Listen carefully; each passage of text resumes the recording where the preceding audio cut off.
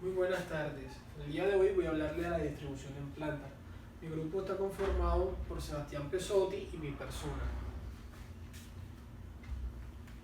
¿Qué es la distribución en planta? La distribución en planta es la ordenación física de los elementos que constituyen una instalación sea industrial o de servicio. Como pueden ver en esta imagen, hay personas trabajando en una planta. ¿Qué quiere decir? Que esta es la ordenación que comprende los espacios necesarios para los movimientos de almacenamiento de los colaboradores directos e indirectos. El objetivo de un trabajo de diseño y distribución de planta es hallar una ordenación de las áreas de trabajo y del equipo, que sea lo más eficiente en costo y al mismo tiempo que sea la más segura y satisfactoria para los colaboradores de la organización. Un buen trabajo de distribución en planta conlleva unos puntos muy positivos, como es la reducción de riesgos de enfermedades profesionales y accidentes de trabajo, mejora de la satisfacción del trabajador, incremento de la productividad, disminuye los retrasos, optimización del espacio y reducción del material del proceso, que también lleva a la optimización de la vigilancia. Si nosotros empleamos un buen diseño de distribución en planta, podemos obtener estos beneficios para nuestra compañía y para nuestra industria.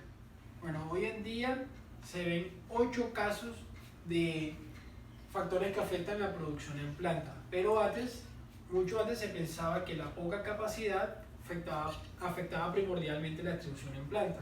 Se pensaba que entre más capacidad podría tener un mejor producto final, algo que es totalmente erróneo, porque cuando se crearon las grandes capacidades dentro de las industrias, se creía que con una gran capacidad y un gran espacio se podía tener más movimiento dentro de la misma compañía para resolver y mover la materia prima, algo que es totalmente erróneo. Se dieron cuenta los grandes trabajadores de métodos y tiempo que tener una gran capacidad, luego el problema contaba en que mover la materia prima de un lugar a otro era algo muy difícil y algo muy costoso para las compañías. Por eso hoy en día se ven normalmente 8 problemas que se ven dentro de las industrias de la distribución en planta. Cuando se habla de materiales, se habla de tener en cuenta las características de estas, ya sea la materia prima, los productos terminados de este. Tener una buena posición y localización para poder moldear estos materiales es muy importante, porque una mala posición habrá un mal método de tiempo y hará que el costo de producción se eleve. Bueno, ya hablamos de los materiales, ahora vamos a hablar de los problemas que se pueden presentar dentro de la maquinaria. Sobre la maquinaria, las herramientas y equipos de mal uso de esta nos llevaría a una mala distribución y retardos por mantenimiento. Es por eso que es muy importante tener todos los equipos adecuados con los mantenimientos debidos para que no se presenten problemas más adelante y estos salgan por costos más elevados. Bueno, el tercer caso o el tercer problema que se presenta hoy en día es el factor hombre o trabajador. El hombre es mucho más flexible que cualquier otra máquina, es mucho más flexible que cualquier otra maquinaria, pero nos puede llevar a una mala distribución en planta. Es decir, que bajo la mano del hombre puede correr la economía. Por ejemplo, una mala elección de operario nos puede llevar a una mala distribución en planta, porque una mala elección de operarios sin conocimiento puede hacer que ésta tenga problemas a gran escala. El mal uso de equipo de protección personal. Si no se adecua a una persona especializada en el ámbito de seguridad y salud en el trabajo, dentro de una distribución en planta, los operarios pueden tener el libre albedrío para tener ellos su propia protección y de acuerdo al trabajo que se les presenten, ellos pueden tener una mala seguridad y puede que cause estos efectos y problemas de acuerdo al trabajo que estén ellos laborando. Por ejemplo, y también por último, las malas condiciones de trabajo. El cuarto es el factor movimiento. El factor movimiento tiene 3 elementos fundamentales, como son las personas, los materiales y las maquinarias. Como ya se dijo anteriormente, que los hombres también afectaban los problemas de distribución en planta, los hombres no son los únicos que se mueven dentro de la distribución, porque también están las maquinarias y la materia prima. Bueno, los problemas de esta es las rampas. los conductores que van en los automóviles y las vías averiadas. Bueno, ahora viene el quinto, que es el factor espera. El factor espera es el material esperar de un área determinada, ya sea de almacenamiento de materiales o también puede operar en la misma área de producción. Hay tres elementos que el factor espera puede que tenga problemas más adelante, como lo es el costo de espera, que es el costo de manejo en el área de espera, el costo de espacio y gastos generales, y por último que es el costo de producción del material en espera. Estos tres pueden causar costos y tiempo a gran escala si no se hace una buena optimización de esto. Después del factor espera viene el factor servicio. El factor servicio de una planta son las actividades, elementos y personas que sirven y auxilian en la producción. Este trae también consigo sus problemas, como serían los servicios relativos al personal, la iluminación y el acceso. Entonces, eso es uno de los problemas que se presenta en el factor servicio, ya sea por el mantenimiento, la inspección, el control y la programación de esta. Penúltimamente viene el factor edificio, que este habla de los elementos particulares, interiores y extensiones del mismo e instalaciones existentes. ¿Esto qué es lo que quiere decir? Algunas industrias pueden operar en casi cualquier edificio que tenga el número usual de paredes, techos, pisos y líneas de distribución. Pero esto también trae problemas consigo, que son los suelos. El nivel y la resistencia de los suelos son factores importantes en cualquier lugar de distribución, ya sea que si un suelo no es apto para aguantar alguna maquinaria pesada, es un gran problema para la distribución. Por eso normalmente la maquinaria pesada siempre está en el primer piso. Bueno, ya para finalizar, el último factor que afecta a la distribución en planta es el factor cambio o el factor versatilidad, flexibilidad y expansión. Bueno, las condiciones de trabajo estarán cambiando y esos cambios afectarán a la distribución mayor o menor grado. Por ejemplo, está la flexibilidad en la distribución. Significa que su facilidad de adaptarse a los cambios es un poco más fácil. O están los equipos normalizados, los estantes de almacenamiento, las secciones de transportadores o motores de las conexiones. Esto lo que implica es que si una empresa va a hacer algún cambio o alguna compañía va a hacer algún cambio dentro de sus instalaciones, tienen que adecuarla con tiempo o avisarle a los trabajadores y hacerle una pequeña programación y efectuación para que estos puedan manejar estos programas. Porque hacer un cambio repentino dentro de la empresa o compañía, esto va a tener grandes efectos secundarios a gran escala. Ahora viene mi compañero Sebastián Pesotti. Los elementos físicos que integran el sistema a partir de las interrelaciones existentes entre ellos. A ese fin, basándose en las consecuencias de fabricación de los distintos productos, tenemos el producto A, B, C, D, y se trata de hallar caminos cortos haciendo los cruces y retrocesos que sean mínimos. Acá tenemos la secuencia para cada producto, la secuencia de 1 a E, de 1 a 2, de 2 a 3, de 3 a S, así como los demás productos. Fíjense que en cada producto varía, porque son secuencias diferentes. Entonces, un eslabón es, por ejemplo, de E a 1, ese es un eslabón, de 1 a 2 es otro eslabón. Entonces, este método se trata de ver, en el producto A está el eslabón E1, pero en el producto B no. En el producto C sí y en el D sí. Entonces, para hallar un volumen de producción, aquí tenemos el volumen de producción para cada producto, pero queremos hallar uno para hallar un camino más corto. Entonces, como acá este eslabón E1 se repite una vez, acá también y acá también, serían 3 veces que se repite, entonces 100 más 150 más 80 son 330. Ese es el volumen de producción para este eslabón. Ahora hacemos el mismo procedimiento con los demás eslabones y aquí les muestro los resultados para resumir. Ahora, tenemos que hacer un criterio de distribución, distribuirlos de tal manera que puedan estar en una distribución adecuada sin que hayan retrocesos, o sea, un camino más corto. Para eso aquí colocamos los puntos, el 1, el E, el 2, y vemos aquí el eslabón 1E se repetía 3 veces, como lo vimos en el ejercicio. El 2 y el E se repite una vez.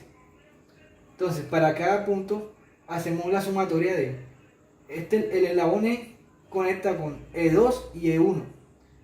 E1 se repetía una vez, 3 veces, y E2 se repetía una vez. Eso da 4. Así con los demás.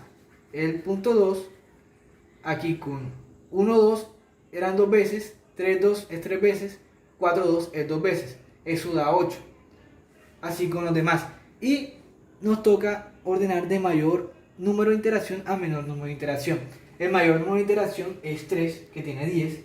Y así sucesivamente. 3, 2, 4, 1, S y E.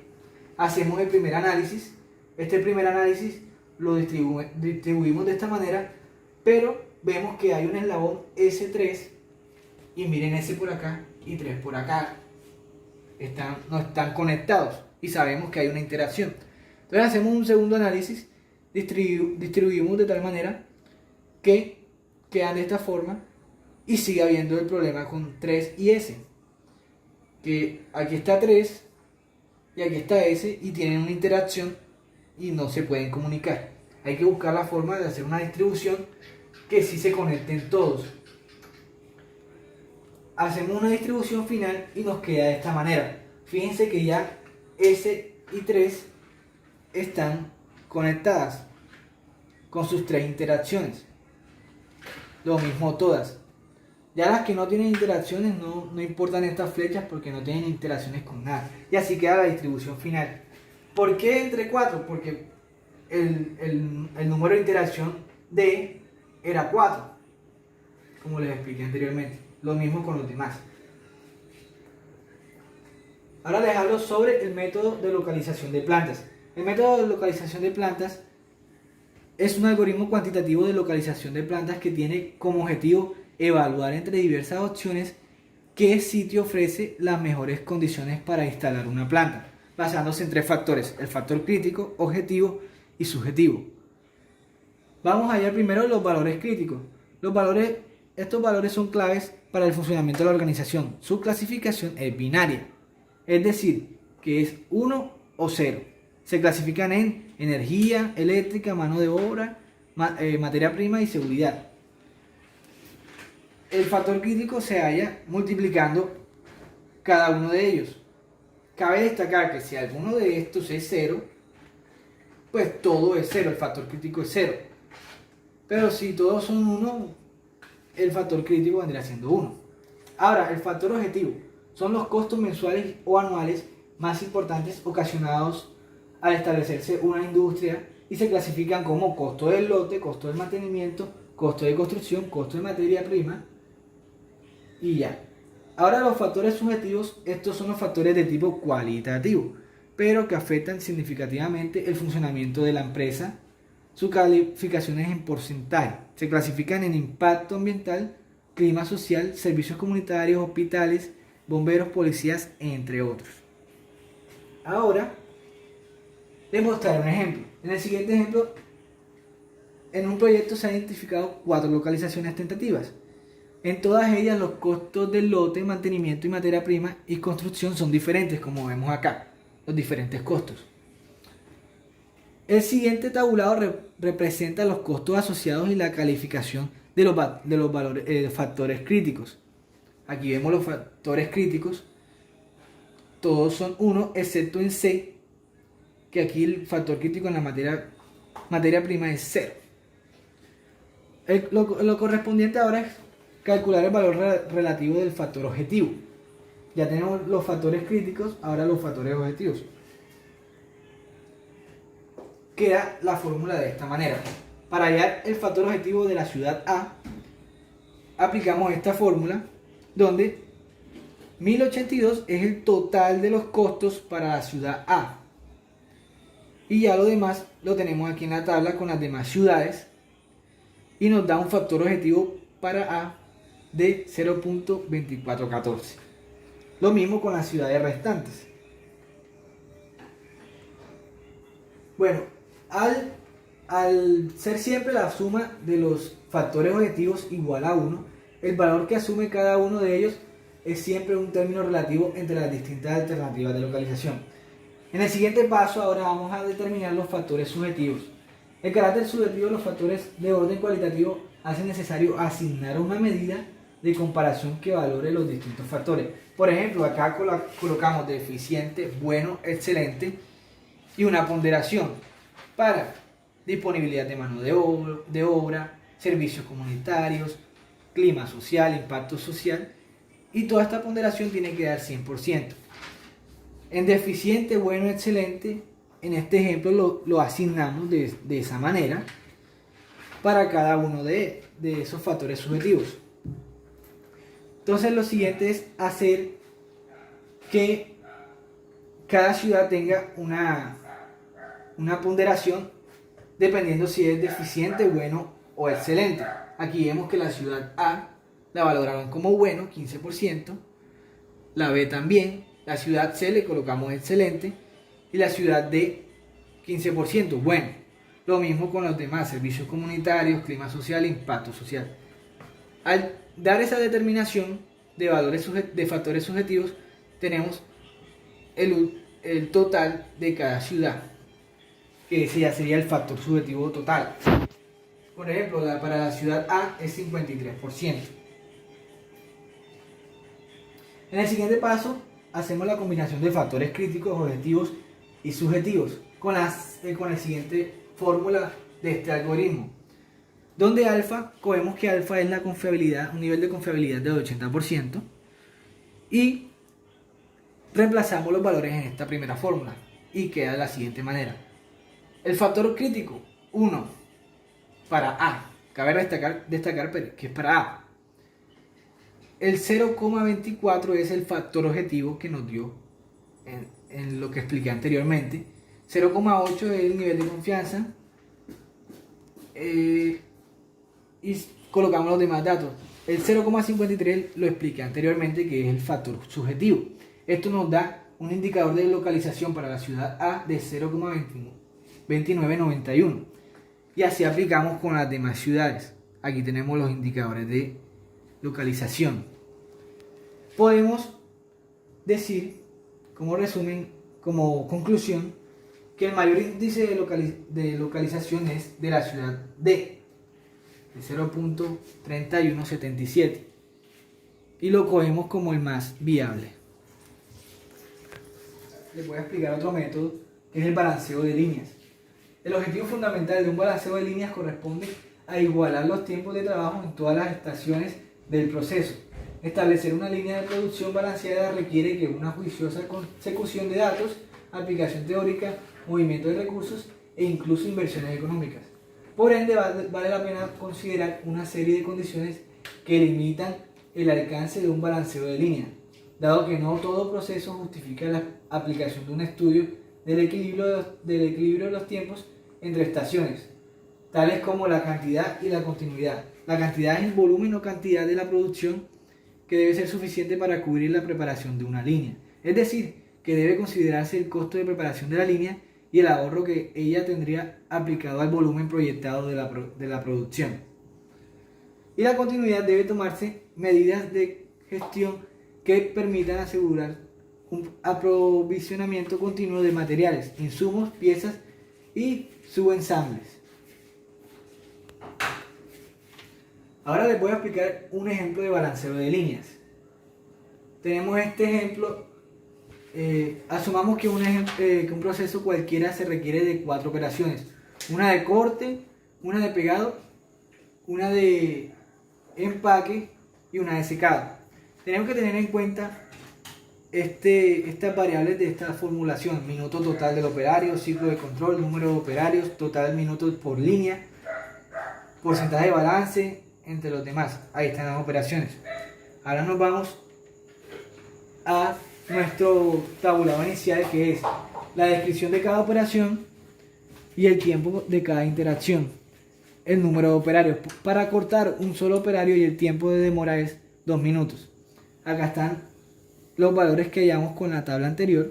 El minuto total del operario, se los voy a explicar, que es 6 minutos y medio, que vendría siendo 2 minutos más 1 más 3 más medio minuto, que son 6 minutos y medio. El resto lo hallamos con las fórmulas de la tabla anterior.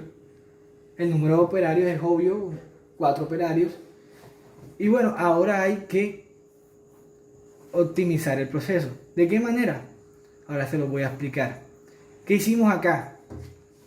Agregamos un operario más en el secado. Antes este tiempo era de 3 minutos, ahora es de minuto y medio. Como le añadimos 2 operarios, se demora la mitad del tiempo. Y esto nos hace un cambio en los demás valores, que anteriormente teníamos un costo de unidad un poco más alto. Ahora, como le añadimos un nuevo operario y se disminuyó el tiempo y los demás datos, entonces tenemos un costo por unidad más bajo. ¿Qué pasa si le añadimos otro operario? Añadimos otro operario, en este caso en el tiempo cortar. En cortar, antes el tiempo era 2 minutos, ahora como añadimos un nuevo operario, el tiempo se disminuye a 1 minuto. Y otra vez me vuelve y me cambia los datos, el balance, el ciclo del trabajo ajustado, la unidad por hora, la unidad por turnos, la unidad por operarios. Y miren, nos baja el costo por unidad de 375. Entonces, para concluir, podemos observar que en la última iteración, en esta, la iteración 3, presenta mayor porcentaje de balance y por ende el menor costo por unidad. O sea, como ya tenemos un balance alto, el costo por unidad nos baja, que es lo que queremos. Cabe resaltar que el comportamiento de los costos, a medida que aumenta el número de operarios, no siempre el mayor número de operarios representa el menor costo unitario. Eso hay que tenerlo en cuenta, porque si añadimos más operarios, también se descuadra y o puede subir o puede bajar. Entonces ahí vamos buscando otro número de interacción, colocando más operarios para ver cuál sería la mejor interacción.